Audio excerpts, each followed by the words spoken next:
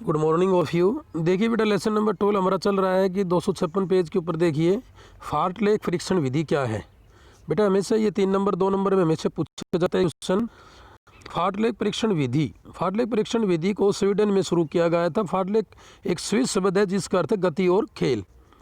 इस परीक्षण विधि को सबसे पहले गोस्टाव होल्मर ने शुरू किया था। एक प्रकार की क्रॉस कंट्री दौड़ है जो फार्टलेक ज़्यादा पहाड़ी रास्तों पर की जाती है और इसमें गति में परिवर्तन की संभावना होती है।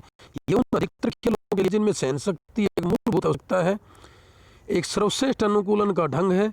यह प्रशिक्षण पहाड़ी रास्तों, नदी के मार्गों, जंगलों, कीचड़ वाली सड़कों, रेतीले रास्तों पर किया जा सकता है। इस विधि की विभिन्न गतियों और अस्थायी रूप से दौड़कर या रुककर भी किया जा सकता है।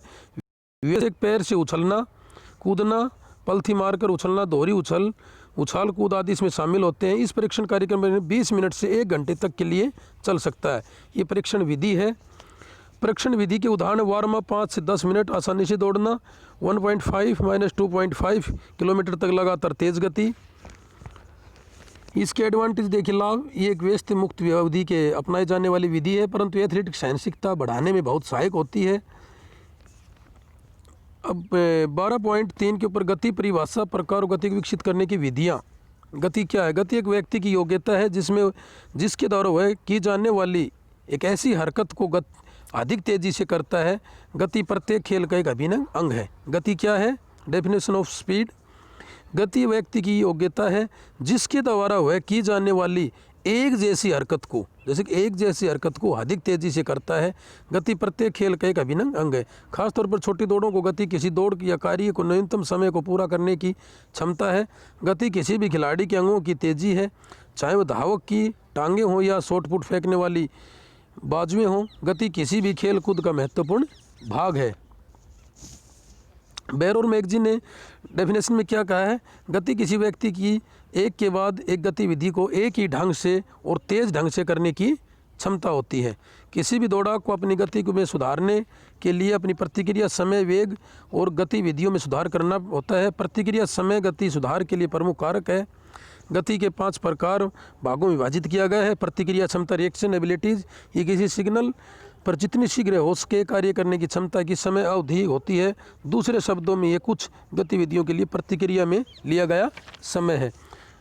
इसको 2 भागों में बांटा गया, सरल प्रतिक्रिया और जटिल प्रतिक्रिया। ये किसी ज्ञात संकेत पर पहले से निर्धारित तरीके से त्वरित प्रतिक्रिया देने की क्षमता है। जटिल प्रतिक्रिया क्षमता यह अप्रत्याशित संकेतों पर त्वरित एवं सटीकता के साथ प्रतिक्रिया देने की क्षमता है। नंबर 2 में की त्वरण क्षमता। बेटा त्वरण क्षमता, एक्लेरेशन एबिलिटी, ये 2 नंबर में वैसे क्वेश्चन पूछता है। फार्टलेक, त्वरण, ये वेगात्मक दौड़ें क्या होती हैं? त्वरण क्या होता है कि एक अल्पमत अवधि, त्वरण दौड़ें क्या होती हैं? एक अल्पमत अवधि की अधिकतम गति प्राप्त करने, अल्पमत कम अवधि में अधिकतम गति प्राप्त करने की योग्यता है। यह गति ज़्यादातर विस्फोटक शक्ति, तकनीकी लचक पर निर्भर करती है जिसकी वजह छोटी दूरी वाली दौड़ों में हॉकी, बास्केटबॉल आदि के लिए की जाती है। अब बता कि नंबर 4 गति सहन शक्ति, जो स्पीड इंडोरेंस, ये थकावट की दशा की किसी गतिविधि को अधिकतम तेज गति से करने की योग्यता है। यह गति विस्फोटक ताकत और सहनशीलता पर निर्भर करती है। बताइए गति विषयक योग्यता, ताकि लोकोमोटर एबिलिटी, ये किसी व्यक्ति द्वारा अधिकतम संभव समय या अंतराल तक गति को बनाए रखने की योग्यता है। ये गति को सहन शक्ति की योग्यता का संयोजन होती है। इसकी ज़रूरत छोटी और मध्य दूरी वाली दौड़, तैराकी, साइकिलिंग आदि में होती है। गति को विकसित करने की विधियाँ, मेथड ऑफ डेवलप स्पीड, ताकि गति को विकसित करने की कौन सी ऐसी विधि? ताकि एक तो वेगात्मक दौड़, गति को सुधारने का मुख्य स्रोत वेगात्मक दौड़ें हैं। शिथिलावस्था में अधिक दूरी प्राप्त करने के लिए इन दौड़ों का प्रयोग किया जाता है। एक्सेलरेशन दौड़ को एरिबेल्स निम्नलिखित होते हैं, जबकि दूरी 50 से 60 मीटर हो, गति 90 से 100% हो। दौड़ की संख्या धाव की क्षमता के अनुसार 6 से 12 बार हो। 12 रिकवरी अवधि 30 सेकंड से 2 मिनट हो। रिकवरी की विधि सक्रिय हो। वेगात्मक दौड़ों का ध्यान रखने वाली योग्य बातें होती हैं। खिलाड़ी को 50 से 60 मिनट दूरी तक भागना होता है। ये खिलाड़ी को अपनी अधिकतम गति के 75% अपना प्रशिक्षण प्राप्त करना चाहिए। धीरे धीरे 100 तक ले जाना चाहिए। नंबर 2 पे कहता है कि पेस दौड़ें क्या होती हैं। ये बेटा 2 नंबर में 3 नंबर में हमेशा पूछता है। पेस दौड़ें क्या होती हैं? पेस रन्स, गति बढ़ाने का एक सामान्य तरीका पेश दौड़ होती है। तो पेश दौड़ों का अर्थ है कि पूरी दूरी को एक नियमित गति से पूरा करना। कहते हैं कि पूरी दूरी को एक नियमित गति से पूरा करना। ऐसा देखा गया है कि नियमित गति से अपनी ऊर्जा को 800 मीटर से अधिक की दौड़ों में एक समान बांटने से धावक को कम से कम समय में दूरी पूरी करने में सहायता मिलती है। इसलिए 800 मीटर या अधिक की दौड़ों में खिलाड़ी की अपेक्षा धीमी गति की संभावना, अन्यथा वह दौड़ पूरी होने के लिए पहले ही स्वयं को थका लेगा। 800 मीटर की दौड़ के लिए धावक को अपने अधिकतम 25% कम साथ में 10 से 20% तय करनी चाहिए। ये पेश दौड़ें होती हैं। 1500 मीटर की दौड़े में धावक अपनी अधिकतम 33% होना चाहिए, 10 से 12 तक बढ़ा सकता है। पेश दौड़ निम्नलिखित बातों को ध्यान रखें। दौड़ को अधिकतम गति से कम अधिकतम गति के आसपास लंबे पुनर्बलन के अंतरालों को बार बार करना चाहिए। यदि जॉगिंग मशीन उपलब्ध हो तो इसका प्रयोग करना चाहिए। लाभ: अधिकतम संभव गति को अधिक लंबे समय तक बनाए रखने की क्षमता बढ़ जाती है। शरीर की हरकतों का अनुकूल करने और इनका संतुलन बनाए रखने की क्षमता बढ़ जाती है। त्वरण गति और तेज त्वरण गति की दौड़ एवं वेग दौड़ों में अंतर, डिफरेंस। त्वरण गति में और वेग दौड़ में क्या है? क्योंकि उनका उद्देश्य ये गति जो कहता है कि त्वरण गति, ये गति तेज भाग का विकसित करने में सहायता करती है, और वेग ये गतिविधि की गति को एक समान गति का विकास करने में सहायता करती है।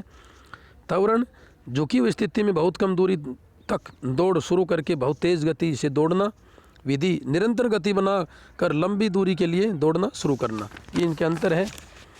लचीलापन, flexibility definition, type and the method of improve flexibility. कहते हैं कि लचीलापन की परिभाषा, प्रकार और लचीलापन को बढ़ाने की विधियाँ। लचीलापन किसी भी जोड़ को गति को अधिकतम सीमा तक किसी जोड़ द्वारा बिना किसी अधिक दबाव के गति करने की संभावित सीमा के रूप में लचक को परिभाषित किया जा सकता है। कहते हैं किसी भी जोड़ के या किसी भी कार्य में हम जब भी कोई भी कार्य करते हैं, उस जोड़ में जितनी अधिकतम सीमा तक उस जोड़ द्वारा बिना किसी दबाव के उसको विकसित करते हैं, लचक को बढ़ाते हैं, तो उसे लचक फ्लेक्सिबिलिटी कहते हैं। लचक एक सामान्य गुण नहीं है, ये हड्डियों के प्रत्येक जोड़ के लिए विशिष्ट होती है। जैसे घुटने का जोड़, रीढ़ की हड्डी का जोड़, ये इसका भाव ये है कि किसी व्यक्ति को किसी एक जोड़ की लचक किसी दूसरे जोड़ की लचक से अधिक हो सकती है।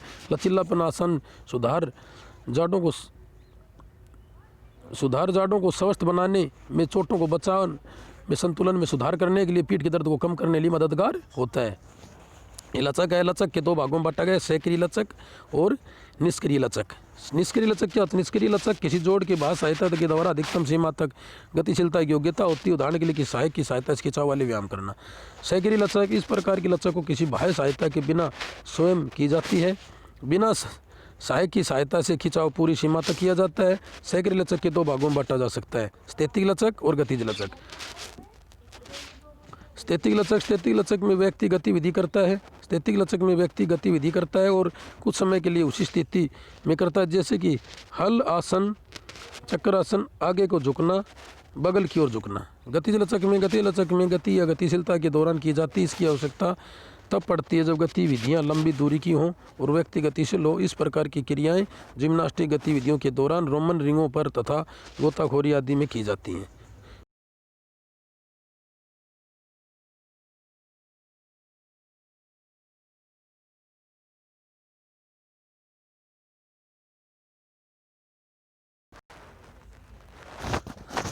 बेटा आज के लिए इतना काफ़ी है। बेटा फिर भी समझ में नहीं आता बार बार पूछ सकते हैं। आपको अच्छी तरीके से इस लेसन को करना। इसमें से बहुत ऐसे क्वेश्चन हैं जो हमें से बार बार पूछे जाते हैं। थैंक्स, धन्यवाद।